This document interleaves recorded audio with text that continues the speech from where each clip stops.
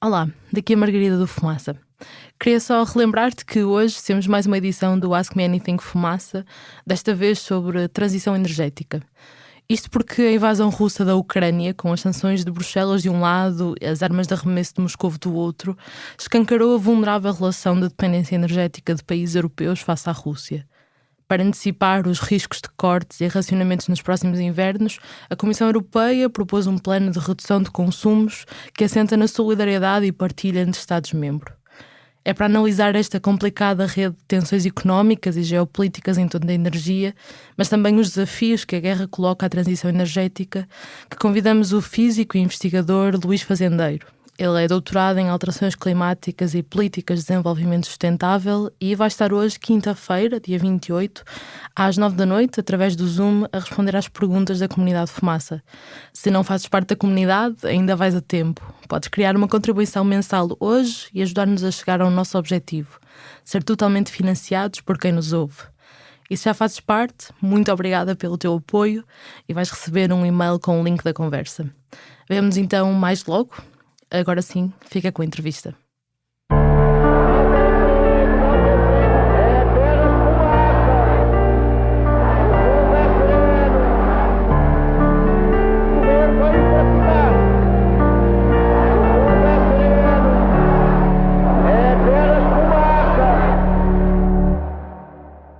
Olá, seja toda a gente bem-vinda ao Fumaça. Eu sou Danilo Tomás e falo de São Paulo com Vitor Henrique Grampa. Graduado em Direito e Filosofia pela Universidade Presbiteriana Mackenzie e doutor e mestre em Direito Político e Econômico. Advogado, é também professor universitário na Faculdade Autônoma de Direito e na Universidade 9 de Julho.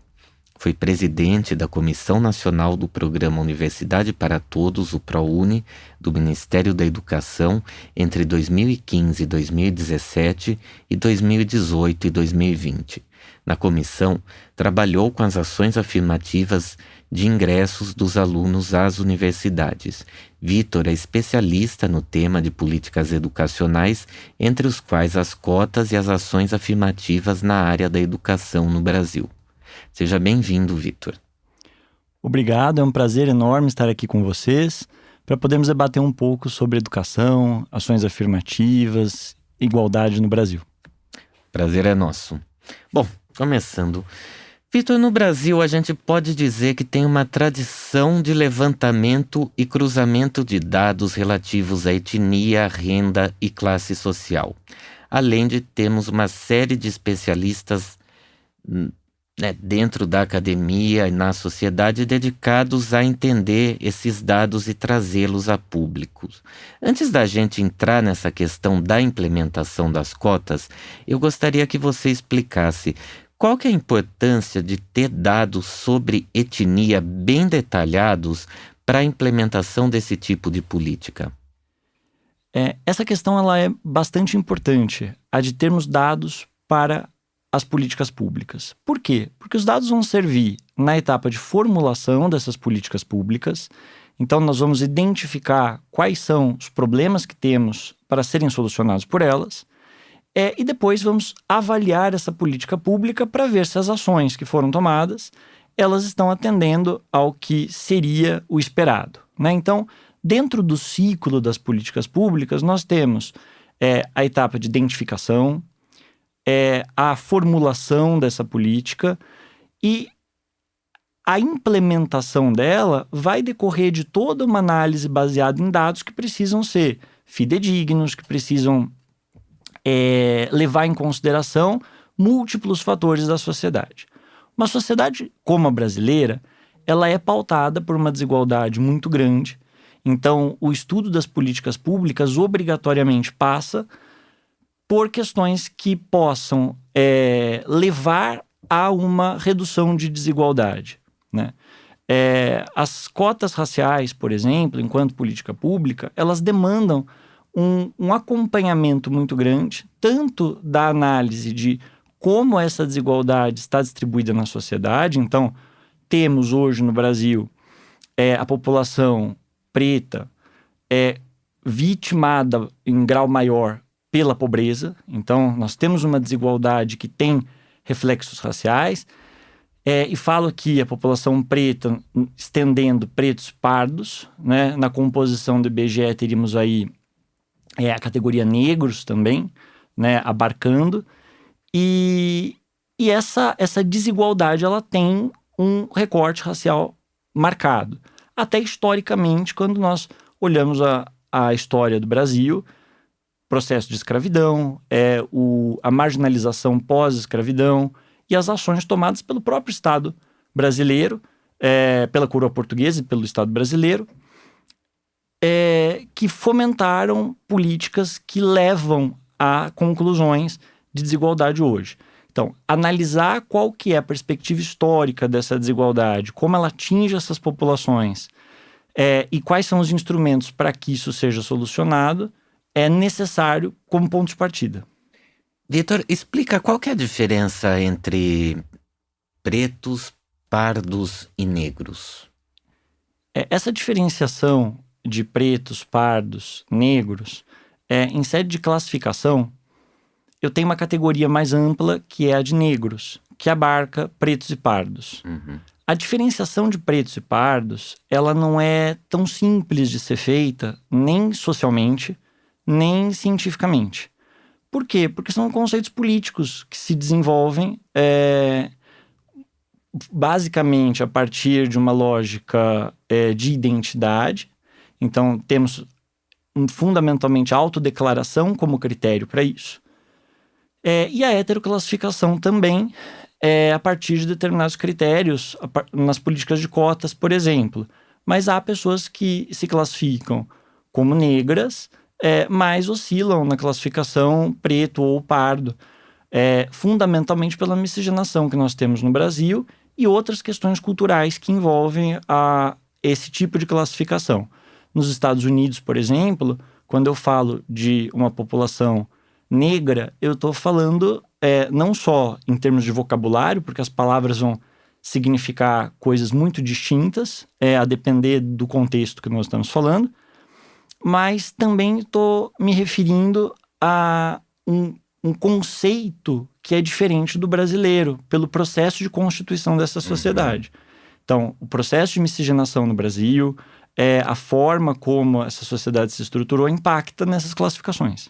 Agora, por exemplo, no censo que o IBGE faz, né, que é o levantamento geral da população brasileira, que acaba servindo de base para as políticas públicas, para o entendimento do Brasil, esses dados de raça e etnia, eles são recolhidos por autodeclaração? No geral, eu tenho os dois. Eu tenho a autodeclaração, que é feita pela pessoa que está respondendo, e também a que é feita pelo agente que está aplicando esse questionário. Então, para a gente explicar claramente como funciona, né? O censo, chega lá uma pessoa na sua casa, né, para responder uma série de perguntas. Você chega lá e você se declara, por exemplo, uma pessoa preta. E ele responde no questionário que você é preto, né, a partir da sua resposta. Mas ele também pode te heteroclassificar? Exatamente. Quando nós falamos do nosso censo, que é realizado pelo IBGE, nós temos que entender que ele está atrasado. Então, os dados nossos estão desatualizados. O último censo tem bastante tempo. Sim, tem 12 anos já, né? Exatamente. E a obrigatoriedade de haver o censo foi, inclusive, estabelecida pelo Supremo Tribunal Federal brasileiro, porque não havia um interesse político do Executivo na realização. Então, voltando aqui um pouco... O Executivo, no caso, o Executivo, o governo Bolsonaro, né? Exatamente. O atual governo, né? Voltando até a primeira pergunta, né? No Brasil, nós sistematizamos as informações relativas à desigualdade. Isso é meio verdade, porque o Brasil já fez muito mais isso do que está fazendo, né? As políticas voltadas à redução das desigualdades tiveram não diria nem uma freada, mas um retrocesso muito grande nesses anos de governo Bolsonaro. Elas se expandiram a partir, não digo da gestão do PT, mas no próprio governo do PSDB, governo federal, Fernando Henrique Cardoso, nós tínhamos uma preocupação com políticas sociais. Então, quando nós olhamos o histórico das políticas públicas, mesmo numa guinada neoliberal, o governo do Fernando Henrique Cardoso tem uma proposta social. O governo do PT, com mais ênfase, aprofunda essas questões de redução de desigualdades, estabelecendo, por exemplo, as políticas de cotas, programas como o ProUni, que garante acesso a universidades, a ampliação da rede federal. Da rede federal de universidades públicas, exatamente, que no Brasil nós temos uma rede de universidades públicas que não possui nenhuma forma de pagamento direta, sim. Né? Então ela é custeada pelo Estado e o estudante não tem nenhuma espécie de taxa, mensalidade ou pagamento posterior. E essa expansão toda passa a partir da queda da presidente Dilma e ingresso do presidente interino e posterior eleição do Bolsonaro por um retrocesso muito grande. Do interino, no caso, Michel Temer, exatamente. Mas tem essa queda, mas só para a gente não fugir desse assunto da questão da autodeclaração. No caso, quando o agente do IBGE vai lá na sua casa no censo, você autodeclara a sua etnia, correto? Correto. Você tem a autoclassificação e a heteroclassificação. Então, de acordo com o formulário de características étnico-raciais da população, classificações e identidades do IBGE, essa classificação acontece de modo espontâneo, quando o entrevistado diz qual se autodeclarando, e você tem a heteroclassificação que é atribuída pelo entrevistador. Então, não há, inclusive, igualdade nesses dados, porque, por vezes, você pode estar diante de outros processos que alteram a autoclassificação, como, por exemplo, o preconceito que existe na sociedade brasileira. Então, o empoderamento das pessoas sobre as suas origens, ancestralidade e a importância da redução efetiva da discriminação em sociedade leva a alterações de autoclassificação que passam até a serem sensíveis, como, por exemplo, de indígenas. Muitas pessoas se autodeclaravam não indígenas, apesar de terem traços fenotípicos, ancestralidade, e passaram a se autoclassificar no último censo. Então, isso foi realizado em 2010. Exatamente. Então, o espaço que nós temos para o censo de agora trará muitas diferenciações. Sim. Porque a própria pessoa pode, às vezes, se autoclassificar de modo diferente a depender do contexto social. Então, fomentar políticas de igualdade racial, fomentar ações afirmativas, isso leva a um empoderamento das pessoas sobre a sua própria ancestralidade, sobre a sua posição na sociedade, e isso muda também a classificação. No caso das cotas para as universidades, foi escolhido o modelo da autodeclaração. Não em todo. A gente não tem, quando pensa o acesso à universidade, não há uma uniformidade nesse modelo de declaração. Por quê? Porque quando eu penso em IBGE, eu estou pensando em dados estatísticos, que servem para formulação, análise de políticas públicas, mas não garantem nenhum direito direto àquela pessoa como beneficiária de uma política. Então, eu posso me declarar negro para o IBGE e não me beneficiar de nenhuma política destinada a essa população. No entanto, quando eu falo do acesso às políticas, eu já tenho outros problemas que envolvem, por exemplo, a falsa autodeclaração.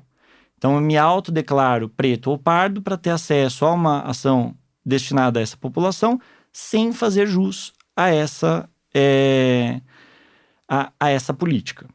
Então, imaginem, por exemplo, Itamaraty, nós tivemos Itamaraty, que é o Itamaraty, o órgão responsável pela política exterior do Brasil. Isso, exatamente. O órgão nosso de política exterior, cujo salário é muito bom, a carreira é muito boa, e tivemos casos de pessoas que se declararam beneficiárias de cotas étnico-raciais, das quais visivelmente elas não faziam jus. E isso foi judicializado, gerou toda uma mobilização dos nossos movimentos negros. Isso é muito importante de dizer, porque as cotas não surgem como uma bondade do Estado. As cotas surgem pela movimentação histórica dos nossos movimentos negros e outros movimentos.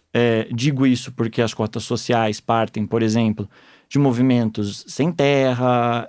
Você tem diversos movimentos trabalhando conjuntamente para conquista desses direitos. Então, eu trato isso como um direito e não como uma mera liberalidade do Estado. Sim, uma benesse do Estado. Uma benesse, de forma alguma. De forma alguma. Foi um processo conquista. Longo de conquista. E esses movimentos eles vão impactar muito na determinação e no rumo dessas políticas, porque eles são os beneficiários dela. Então, eu não posso entender que essas políticas se desenvolvem pelo Estado e no Estado sem que haja interlocução com esses movimentos, que vão definir também parâmetros, critérios. O que eu quis dizer com relação à autodeclaração é que, assim, a pessoa se autodeclara negra, o Estado supõe uma boa-fé do autodeclarante, né? Esses casos que houve de fraude no Itamaraty, houve até, são mais casos isolados do que acabaram... Então, eu trouxe a questão dos movimentos negros para dizer, primeiro, que eles são plurais e não é algo rígido. Então, quando nós pensamos o ProUni, lá atrás, isso eu estou pensando em 2004... Que é quando é feita, inclusive, a lei do ProUni, é de 2004. Isso, exatamente. Ele surge como medida provisória e depois essa medida provisória é convertida em lei. Ele traz dentro dele, apesar de ser uma política social que garante o acesso de pessoas pobres, na acepção da própria lei, à universidade, através de isenção fiscal. Então, esse aluno, ele ingressa numa universidade privada e o Estado deixa de receber impostos pelo cumprimento desse percentual de alunos matriculados. Ela traz dentro dela, não obstante tenha o critério social predominante, as cotas raciais. Então, ela vai estabelecer, de acordo com o próprio IBGE, que estávamos falando agora há pouco dele, com a porcentagem em determinado estado que haja de pretos, pardos, indígenas, e ela também vai fazer previsão a pessoas com deficiência, para que eu consiga fazer uma inclusão adequada, né? Ela vai trabalhar com a lógica da autodeclaração, por até movimentação desses grupos que foram reivindicar a política de cotas, inspirado em modelos externos. Então, a gente não tinha uma experiência nacional, nos baseamos em experiências externas para a formulação de uma política nacional. Qual que é o problema? A autodeclaração, ela funciona muito bem, salvo quando eu começo a trabalhar postos ou vagas que tenham alto valor em sociedade. Então, os nossos principais problemas eram medicina, que é um curso muito caro. Você tem... Ou que um curso muito caro na universidade privada, ou que acaba sendo depois muito difícil no na mercado, universidade pública.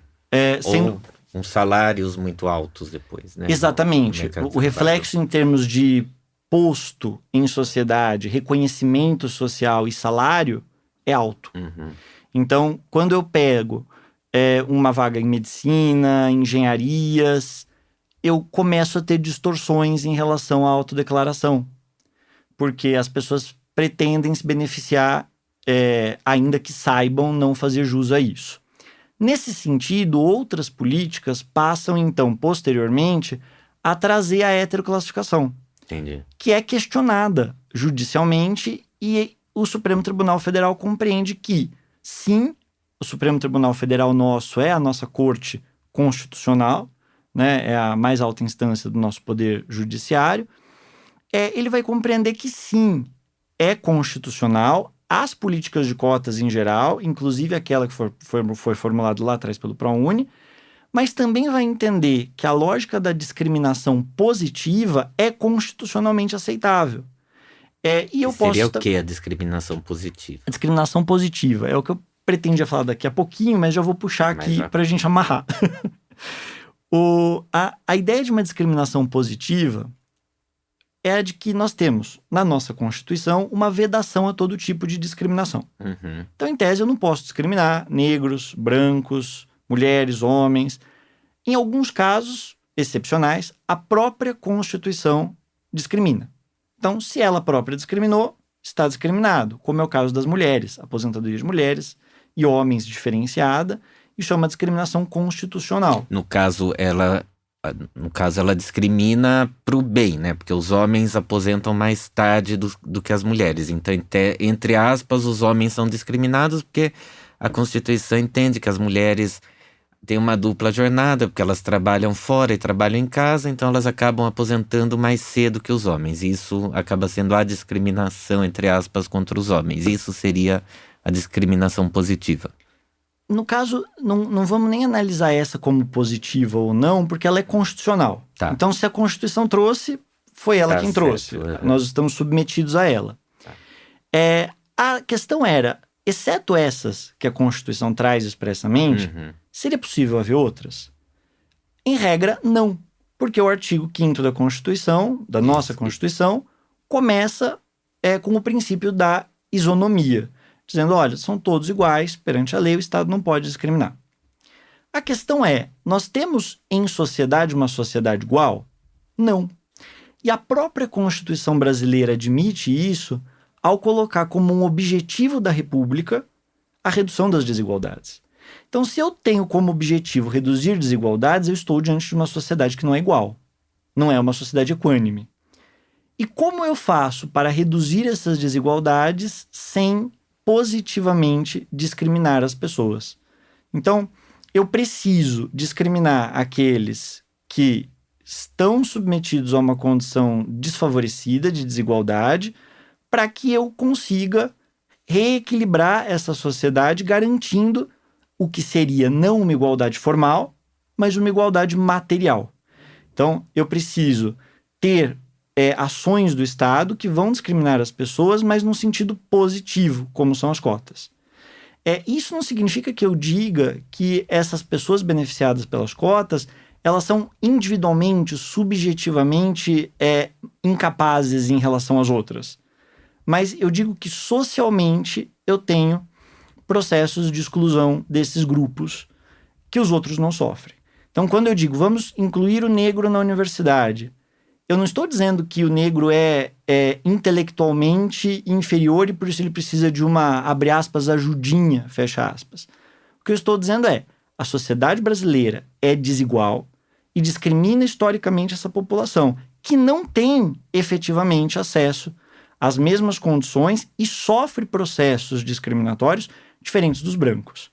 Então, eu preciso fazer isso porque eu tenho uma sobre-representação dos negros nesses espaços universitários, e tem uma sub-representação dos negros, por um processo que é histórico e não meritocrático, né? Então, a ideia de uma meritocracia, quando eu tenho bases muito diferentes, muito distintas, ela é um carimbo de justificativa de uma desigualdade que não pode ser aceita. Agora, Vitor, você falou muito da luta dos movimentos negros, né, que ganham uma força muito grande nos anos 80, né, com os movimentos da abertura política, da redemocratização. E esse debate das cotas começa a ganhar força muito nos anos 90 e teve uma iniciativa pioneira, muito anterior ao ProUni e à lei de cotas das universidades federais de 2012, que foi a iniciativa da Universidade do Estado do Rio de Janeiro, a UERJ, que passou a reservar já no ano 2000 50% das suas vagas para alunos de escolas públicas. No ano seguinte, 2001, 40% dessas vagas passaram a ser reservadas para alunos de origem negra. Na época, o Rio tinha como vice-governadora Benedita da Silva, do PT, que é negra. Eu queria entender como é que essa iniciativa impactou nas políticas que viriam ser implementadas a partir dos governos Lula. Foi um pontapé fundamental, porque eu trago algo que era posto fora do Estado, fora do jurídico, e trago isso para dentro do Estado. Então, uma vez que eu coloco essa experiência dentro do Estado, ela, positiva ou negativamente, vai ter de movimentar as instituições para garantir, por exemplo, se isso pode ou se isso não pode. Enquanto eu não tomo essa decisão, eu não tenho como posicionar as instituições diante dela. Então, essas iniciativas pioneiras, elas não só demonstraram a necessidade disso, como possibilitaram... Disso, no caso, as cotas. Disso, as cotas, exatamente. Disso, políticas de cotas. E mais do que políticas de cotas, mas do assentamento da constitucionalidade e da necessidade de uma discriminação positiva. Então, quando eu falo discriminação positiva, eu estou pensando não só a questão das cotas raciais, e é importante que se diga que as cotas raciais, elas são muito, muito importantes no Brasil, porque nós temos uma diversidade racial muito grande e uma desigualdade histórica que parte da escravidão,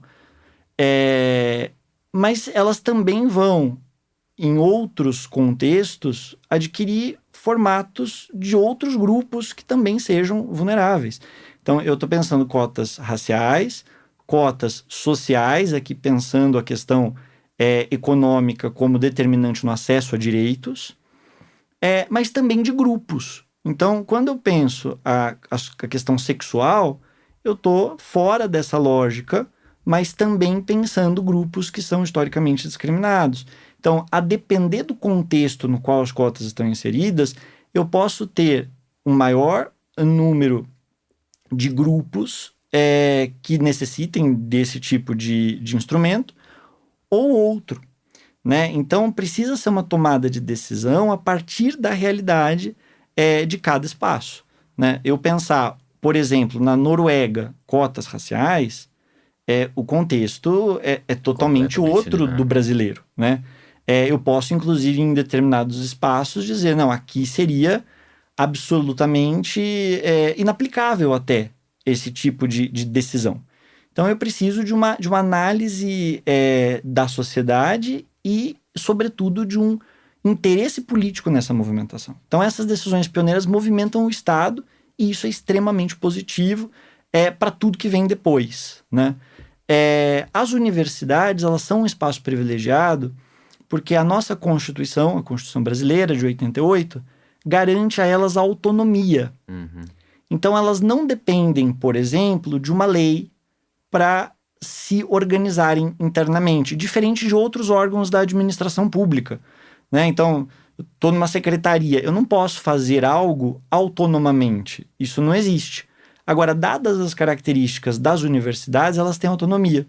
E isso possibilitou pelas universidades, junto com o acúmulo teórico também, que esses docentes, como a própria Benedita, que tem uma interlocução muito grande, traz movimentações e transformações em um espaço que é constitucionalmente assegurado. Agora, vamos entrar aí dentro das universidades, porque nessa época, né, que a gente está falando aí, início do século XXI, as universidades, até então as universidades públicas eram um espaço reservado às classes mais altas aqui do Brasil, e as universidades particulares, elas eram acessadas de acordo com a renda dos alunos, mas assim, via de regra, quanto pior a renda, pior a universidade que o aluno ingressava, né? Tinha até aquela piada que quanto da universidade pagou, passou, né? Quanto pior a renda do aluno, ele entrava naquelas universidades de bairro, aquelas coisas horríveis, né?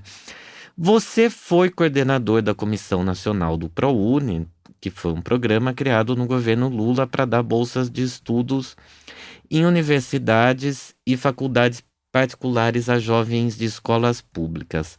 A lei que criou o programa em 2005 já previa, abre aspas, percentual de bolsas de estudo destinado à implementação de políticas afirmativas de acesso ao ensino superior de portadores de deficiência ou de autodeclarados indígenas e negros. Fecha aspas.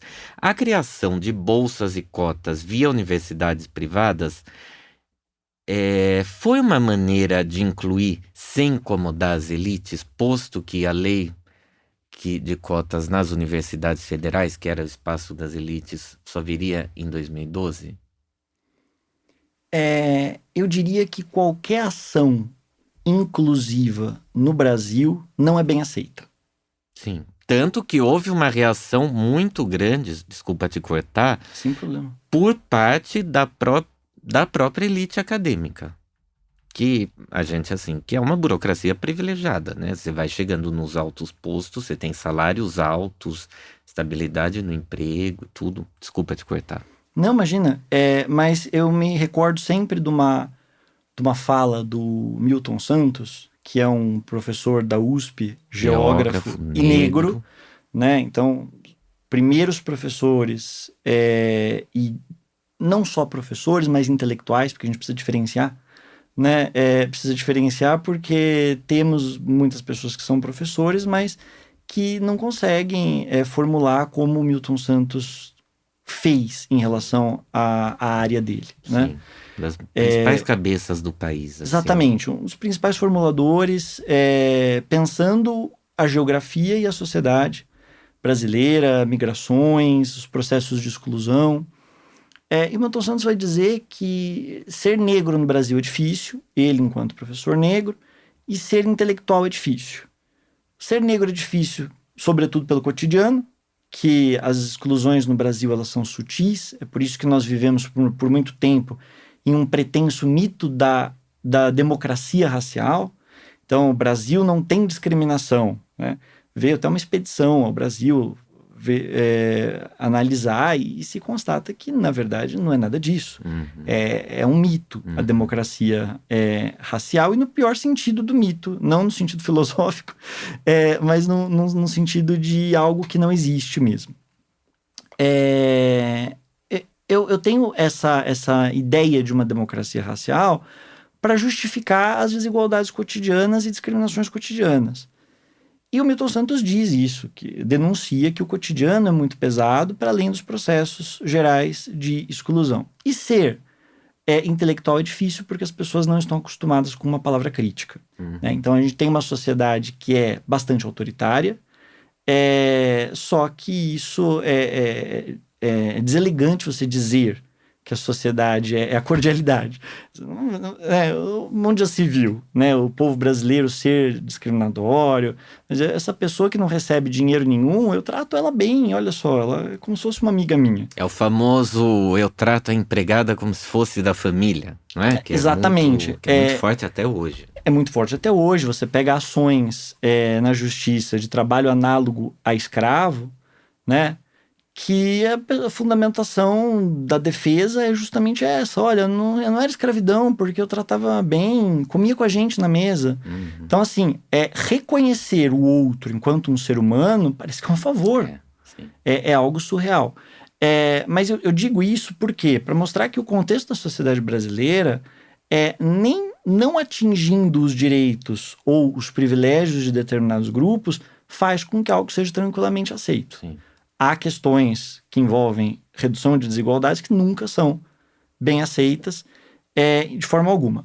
E nas universidades, o ProUni, que vai garantir o acesso dessa população, no caso, nesse recorte, negros, né, pretos pardos, indígenas, pessoas com deficiência que também são contempladas, e oriundos de escola pública com uma determinada renda. Então, essa parte vai garantir acesso com recorte obrigatório de renda e origem de escola pública. Isso foi alterado recentemente. mas na sua concepção original era dessa forma, trazendo pessoas para espaços universitários. Isso vai gerar uma modificação muito grande nas universidades privadas, porque as universidades privadas também não tinham a mesma rede e expansão que tem hoje, porque muito da expansão do ensino superior privado se deu fundamentalmente a partir de 2002. Então eu tenho o FIES, tenho outras políticas que são destinadas a incentivo financeiro a esses setores, o que acaba também expandindo o setor, não necessariamente com qualidade. Só explica, por favor, o que é o FIES. O FIES é um fundo que financia as mensalidades de estudantes universitários em instituições privadas. Então, apenas aqui diferenciando, as instituições públicas, elas pertencem ao Estado e elas não cobram nada. Então, o estudante é isento dessa mensalidade. Em alguns casos até recebe algum apoio. Em alguns casos você tem até auxílio, permanência, exato. Porque é uma atividade que o Estado está desempenhando de formação desse cidadão. É delegado, é permitido que haja iniciativa privada em todos os níveis da educação, incluindo o ensino superior. Quando eu tenho o acesso do estudante no ensino superior privado, ele é pago, mas existem algumas possibilidades estatais. Uma delas é o ProUni, que vai isentar, então, tal qual o ensino público ele não paga, mas há uma contraprestação que o Estado tem diretamente com a instituição, que é a de isentá-la de alguns tributos. Então, ela deixa de recolher e, em troca, oferece um percentual de 10%, 20% de bolsas. O estudante nunca vai pagar nada em relação a essas bolsas. O FIES, que é um financiamento, ele vai servir as vagas que são privadas, então aqueles que não têm condições de acessar pelo ProUni, porque tem uma renda superior, por exemplo, a um salário mínimo e meio per capita, um salário mínimo e meio é pouco. Né? Apesar de no Brasil nós termos uma população que significativamente vive em condições muito inferiores a de um salário mínimo e meio, com processos inflacionários, com alta de dólar e no geral, o custo de vida brasileiro um salário mínimo e meio é pouco se nós pensarmos em alguém que vai acessar e permanecer na universidade. Sim, só pelo câmbio de hoje, que está em torno um pouco mais de R$1, 5 euros, um salário mínimo e meio seria uma coisa em torno de 200 euros. E se nós pensarmos, né, isso num contexto de desigualdade, eu tenho no próprio estar na universidade custos. Sim. Né, que são essas políticas de permanência que a universidade pública tem. Sim. Porque às vezes eu tenho um estudante que é muito bom, mas pelo próprio custo que a universidade traz na vida dele, e por não estar trabalhando, por vezes, porque é muito difícil você conciliar as duas coisas, né? Às vezes as universidades são longe, um curso de medicina integral, eu não consigo trabalhar. Não existe essa possibilidade. Medicina, custo do transporte nas cidades, que é muito alto. O custo do transporte, nem todos como o transporte é municipal, nem todos os municípios têm custeio para isso ou passe livre. Esse custo do estudante é alto. Então eu tenho pessoas que são pobres demais para acessar políticas de redução de desigualdade, por mais contraditório que isso pareça num primeiro momento. O ProUni sofre demais com isso. Eu tenho estudantes que eu não tenho como dar bolsa permanência, porque no ProUni ela é muito restrita, mas esse estudante não tem condições de se manter na universidade. Agora, Vitor, entrando finalmente em 2012, quando é instituída a lei de cotas nas universidades federais, a lei é instituída em 2012 e decreta que as universidades e instituições de ensino federais deverão reservar 50% de suas cotas nos cursos de graduação para alunos que tenham vindo das escolas públicas, e dentro disso estabelece ainda critérios de renda e etnia. Além disso, reserva vagas para pessoas com deficiência. Agora, num país em que as pessoas mais pobres são, em sua maioria, não brancas, não bastariam as cotas baseadas em critérios de renda? Eu só vou tomar a liberdade de só fechar uma aresta que eu deixei aberta. Por favor. Que é a do FIES, que vai financiar, então, essas mensalidades para que o estudante pague posteriormente de modo parcelado com juros reduzidos. Então, essa é a lógica do FIES. Então, isso compõe aí as nossas políticas educacionais de ensino superior, que ou é a universidade pública ou outras políticas que são voltadas ao setor privado, né? Se nós precisaríamos de cotas sociais e não bastariam cotas raciais. Dado o nível da desigualdade brasileira, e se nós pensarmos a questão do ponto de vista interseccional, o que seria essa interseccionalidade, né? As discriminações, elas não são autônomas. Elas se sobrepõem, garantindo reserva da sua autonomia, mas se comunicando no que há de mais perverso em todas elas.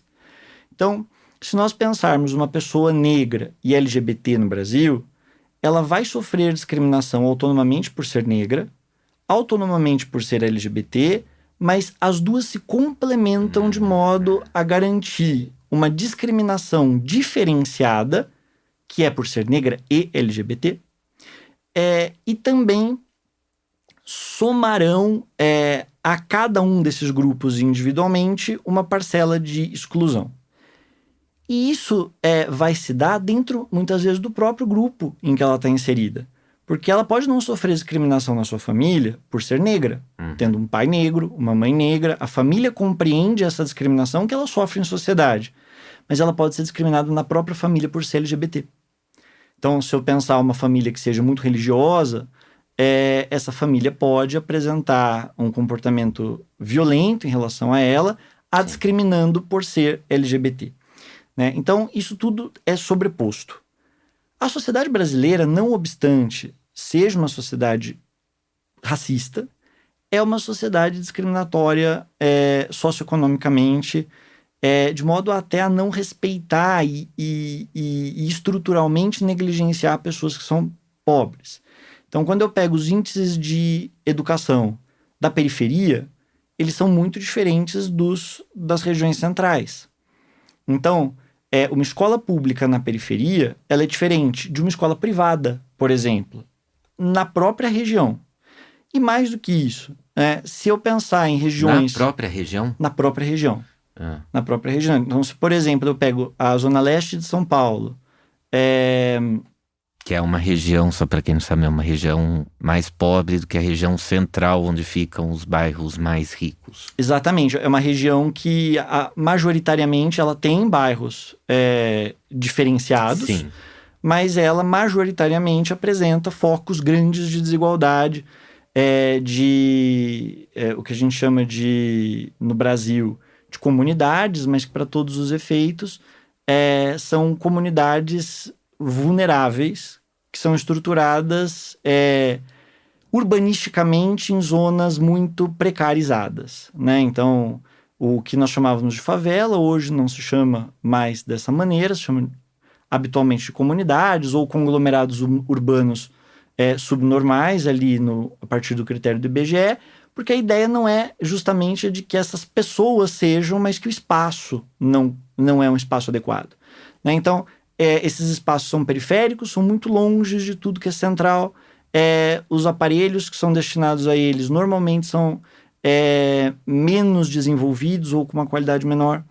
Então, se eu imagino alguém que está em uma dessas comunidades, não tem acesso adequado a serviços de saúde, segurança, educação, ou quando tem acesso em um grau inferior, não obstante, majoritariamente as pessoas que estão ali sejam negras, porque os processos de discriminação no Brasil, eles são cumulativos, eu também posso ter uma pessoa ali que é branca, dentro de uma classificação brasileira, claro, porque na Europa, boa parte das pessoas que são consideradas no Brasil brancas não seriam, né? Sim.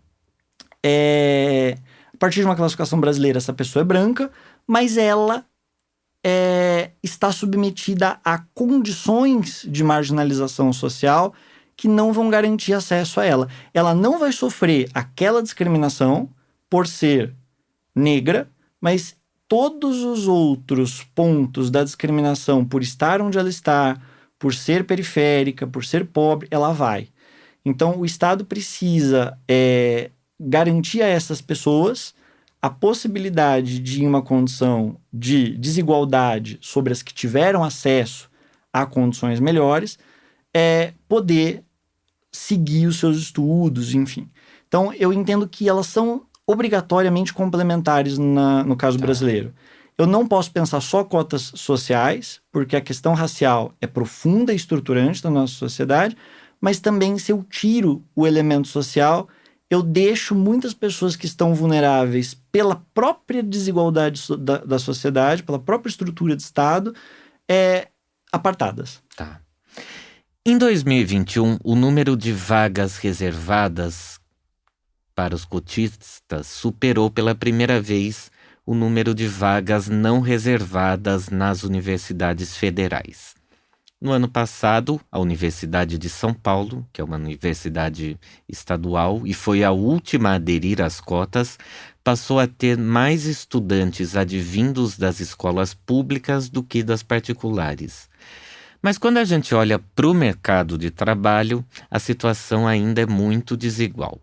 De acordo com o IBGE, abre aspas, a comparação por atividades econômicas revela uma característica importante na segmentação das ocupações e a persistência ainda hoje da segregação racial no mercado de trabalho. A presença de pretos ou pardos é mais acentuada nas atividades de agropecuária, com um percentual de 60,7%, na construção, com um percentual de 64,1%, e nos serviços domésticos, com um percentual de 65,3%, justamente as atividades que possuíam rendimentos inferiores à média em todos os anos da série histórica, fecha aspas. Faltou política de cotas ou de ingresso no mercado de trabalho para esses grupos? Se eu disser que no mercado de trabalho, à exceção dos concursos públicos, nós temos qualquer coisa, eu estou mentindo. Por quê? Porque o mercado de trabalho segue sendo o grande problema das ações afirmativas, até mesmo as formuladas educacionalmente, né? Então isso é importante dizer. Nós temos, hoje no Brasil, políticas de cotas de acesso a cargos públicos. Sim. Então isso também existe, né? Então, nós estamos pensando cotas para representação feminina, no legislativo. Se nós olharmos o que uma teórica chamada Nancy Fraser traz, nós temos que pensar 3 dimensões concomitantes, que é a redistribuição, o reconhecimento e a participação, né? Então, eu preciso valorizar essas culturas, reconhecê-las, essas culturas e pessoas, né? Eu preciso redistribuir, e aí, de uma maneira... A redução da desigualdade, e preciso que essas pessoas participem. Então, eu não consigo pensar igualdade sem pensar, no mínimo, nessas 3 dimensões concomitantemente. Quando eu analiso as nossas políticas públicas de acesso à educação, elas vão ter impacto no mercado de trabalho, porque eu estou formando mão de obra que vai para esse mercado. Quais que são os problemas que eu tenho? Fundamentalmente 2. O primeiro deles passaria pelo que hoje vem sendo estudado, inclusive, na PUC tem um grupo, na PUC, que é a Pontifícia Universidade Católica daqui de São Paulo, tem um grupo de estudos que se chama GPJUC, que é um grupo de estudos em justiça curricular, né, que vai analisar um conceito que eu acho muito importante. O currículo é igual, ou seja, o que eu ensino em um lugar é o que eu ensino no outro lugar. Eu preciso...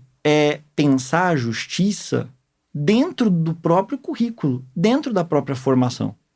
Então, se eu estou garantindo um acesso de alguém ao ensino superior, porque eu parto do pressuposto de que não há justiça curricular na educação básica, né? Inclusive a violência curricular na educação básica, sobretudo pública, eu parto do pressuposto de que, colocando essa pessoa no ensino superior, eu vou conseguir minimizar essa injustiça que foi sofrida, porque eu parto de uma ideia de qualidade do ensino superior.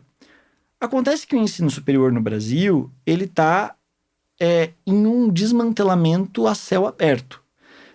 Eu tenho uma exploração econômica muito grande. Você diz o privado? O privado, sobretudo. O público, ele sofre outras estratégias de desmonte.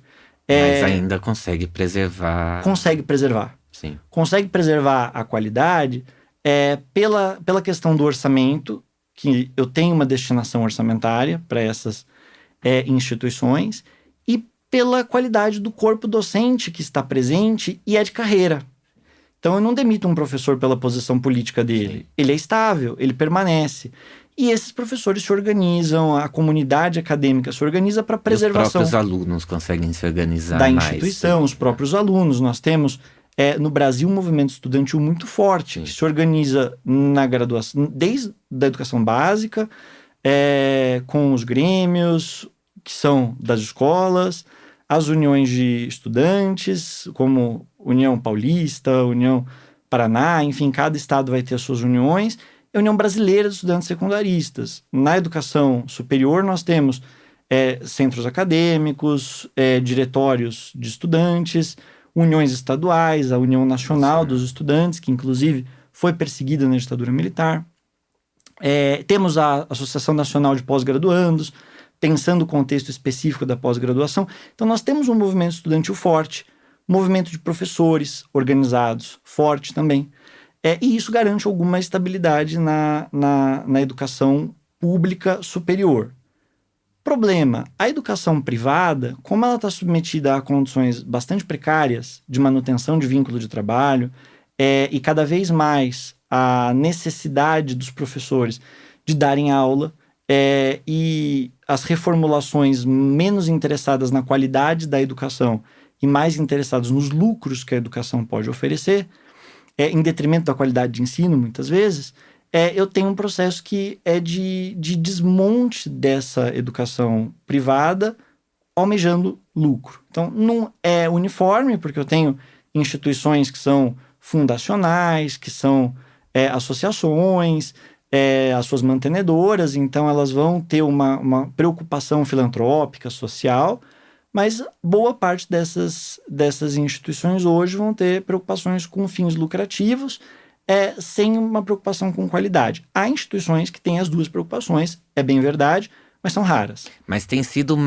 cada vez mais raro, pelo menos no que eu tenho observado, você ter professores de instituições privadas que sejam só professores. Sim, muito raro. Porque a carreira está em um momento de desmonte. Uhum. Né? Se nós pararmos para analisar nos últimos 10 anos quanto ganhava um professor e quanto ganha hoje, é muito menos. A redução foi absurda, não obstante a economia tenha piorado. Então, eu precisaria não que o salário dos professores tivesse reduzido, mas que tivesse subido. Sim. Não, o processo é inverso. Eu demito professores, contrato novos professores, cada vez com salários menores. E não é só a questão salarial, mas é a própria carreira. Então, com condições piores de trabalho, ou, consequentemente, menores condições de se capacitarem, de se formarem. Mas, fechando essa parte das instituições, eu não tenho justiça entre as instituições. Porque eu tenho um aluno que vai ingressar em uma instituição, principalmente privada, com uma qualidade de ensino muito menor, e outro com uma qualidade de ensino maior. Quando essas pessoas saem para o mercado de trabalho, eu já tenho um mercado de trabalho que é desigual. Sim. Então, ela já vai carregar o preconceito que ela tinha lá de trás, ela não vai ter indicação de ninguém que seja poderoso, não vai ter uma rede de contatos, ela vai ter que se valer do seu próprio currículo. Se ela entrou por cotas raciais, por exemplo, ela vai enfrentar novamente, ao ingressar no mercado de trabalho, a discriminação racial, porque ela não deixou de existir só porque ela entrou na universidade, né? Então ela vai enfrentar uma série de óbices ao acessar o mercado de trabalho, por vezes com um currículo empobrecido. Agora, Vitor, não não há um acompanhamento do Ministério da Educação desses alunos, né? Assim, a lei tá para, né, vai ser revista agora, tem 10 anos, mas a gente não sabe, assim, o que aconteceu com esses alunos. A gente sabe, assim, né, tem uma reportagem ou outra e tal, mas falta um acompanhamento enquanto política pública também, não? Falta um acompanhamento, e quando eu disse que o mercado de trabalho é o nosso pior tendão, é o nosso tendão de Aquiles, é justamente por isso. Eu não tenho políticas de acompanhamento desses egressos que sejam efetivas. E por duas razões. A primeira, que aqueles que não têm interesse nessas políticas não vão ter interesse no controle da política de toda forma. Como o atual governo. Como o atual governo, exatamente. Que não está interessado. Se você tem, do outro lado, pessoas que estão interessadas na política, na medida em que o cobertor é curto, eu acabo investindo nas etapas necessárias para a operacionalização da política. Cobertor curto seria o orçamento curto. Exatamente. Isso é uma expressão muito brasileira. Cobertor curto é aquele que ou a gente cobre a cabeça e o pé fica de fora, ou cobre o pé e o resto fica de fora. Para ver que a nossa desigualdade chega até nos nossos cobertores. E justamente eu não tenho acompanhamento disso posteriormente. Então, a desigualdade no mercado de trabalho, não só não tenho políticas efetivas para atacá-la, então eu tenho para o ensino, mas não vou ter para o mercado de trabalho, porque eu parto do pressuposto da autonomia do setor privado nas contratações e demissões, que são livres no Brasil. Inclusive, o Brasil foge... E eu imagino que essa... a gente viu, na verdade, o mercado de trabalho piorar muito, porque se desregulamentou muito, né? A terceirização de atividade...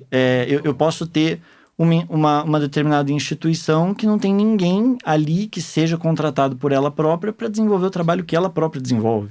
Então, quer dizer, a ideia do próprio risco da atividade e o trabalhador como parte disso...